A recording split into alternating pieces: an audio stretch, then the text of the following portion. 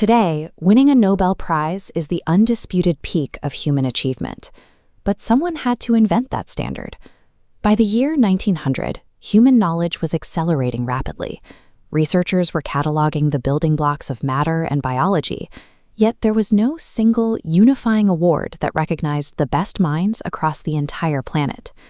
That changed in 1901. Following the will of inventor Alfred Nobel, a Swedish academy was tasked with handing out a new set of international prizes. The logistical challenge was staggering.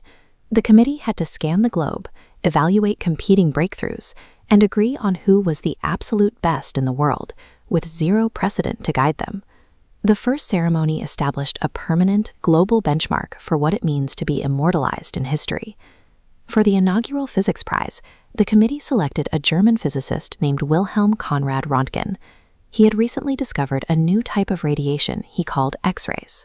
At first, the scientific community struggled to believe his claims. The idea that you could see through solid objects sounded closer to medieval magic than rigorous physics. Then they saw this photograph. This is an X-ray of a human hand, and that dark silhouette is a heavy metal ring resting clearly on the bones of the middle finger. Once this specific image circulated, skepticism evaporated. Doctors and physicists immediately understood they could now diagnose fractures and study internal anatomy without lifting a scalpel. By exposing the hidden structure of the human body, Röntgen set the ultimate standard for the physics prize, making the invisible fabric of the universe visible to the naked eye. The chemistry prize went to a Dutch scientist, Jacobus Henricus van 't Hoff, whose academic journey defied the conventions of his time. He won primarily for his work in stereochemistry, the concept that atoms within a molecule have a specific three-dimensional arrangement in physical space. Convincing his peers of this was a steep uphill climb. In the late 1800s, most chemists still visualized molecules strictly as flat two-dimensional diagrams drawn on chalkboards and paper.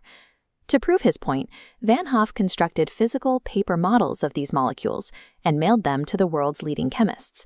He showed them how carbon atoms form a tetrahedral shape, like a pyramid, popping out of the page and into the real world.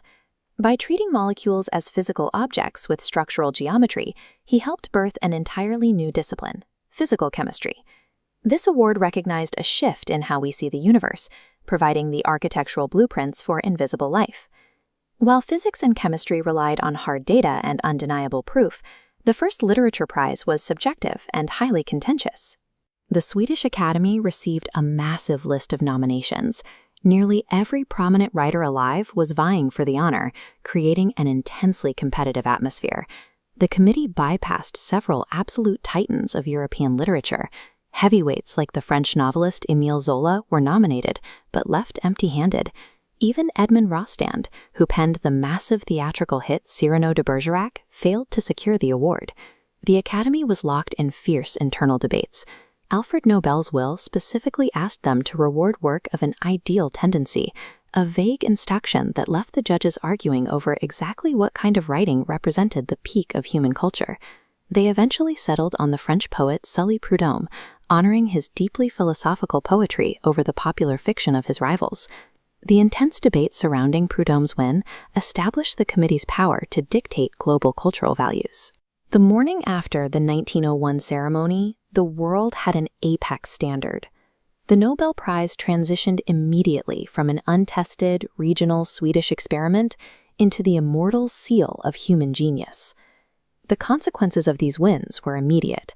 Röntgen's X-rays became the backbone of modern medical diagnostics, and Van 't Hoff's stereochemistry mapped the route directly to modern molecular biology. These inaugural concepts immediately triggered an unstoppable cascade of medical and technological progress that defined the entire modern world. By elevating these specific pioneers in 1901, the Nobel Committee set the trajectory for the entire 20th century.